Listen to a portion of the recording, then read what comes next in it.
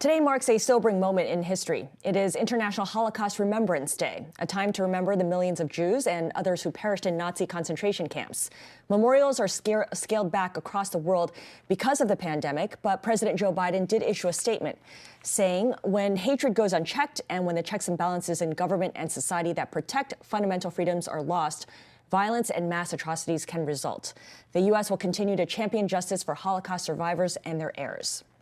In Austria, hundreds of Holocaust survivors and seniors got their first dose of the COVID vaccine in an acknowledgement of their past suffering and resilience.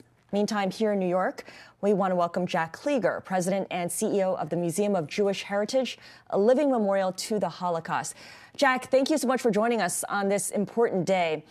I know you have a personal connection to the Holocaust. For those who may not, explain why it's so important to mark this occasion.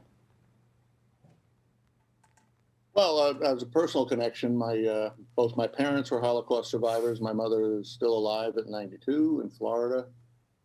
So it is personal for me. But today is a very important day because it marks the 76th anniversary of the liberation of Auschwitz, the largest death camp in the Nazi history of the Holocaust. And it marks the time when people were finally liberated from the terrible events.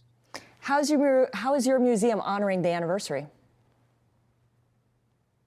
Well, tonight we will do a new video that we've prepared called 18 Voices, in which we found diaries of 18 teenagers who wrote their diaries during the Holocaust, and we had them recorded by actors, and we've produced a dedicated film narrated by Liev Schreiber that we will broadcast tonight at 8 o'clock on YouTube.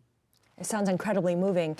I'd like to place into context what's happening here, given the current events. There are a lot of shocking images back on January 6th during the insurrection on the Capitol. Talk a little bit about the significance of that event as we commemorate International Holocaust Remembrance Day. Well, it was not only shocking for all of us to see that this could happen here in our own country, but I do know that with many of the survivors, the images to them of this kind of violence and clear mob being seen in the capital of our country was particularly traumatic to many of them. They had come here seeking refuge, seeking a new life, thinking for the past 60 plus years that the U.S. was a safe haven, that what happened then couldn't happen now. And then here they see these images. It was very disturbing and upsetting. Yeah, including that one man wearing the offensive sweatshirt as well. Is it more challenging, Jack, for you to educate people on the Holocaust at a time when my facts are often interpreted by others as opinions? I wonder how you address that.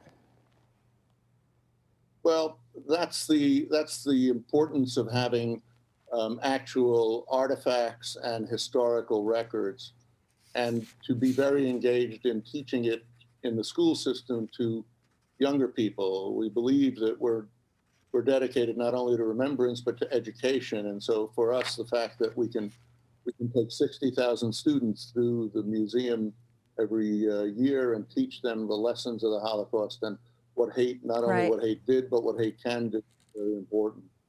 Okay. Jack Klieger, really appreciate your taking the time to speak with us today on, of course, the International Holocaust Remembrance Day.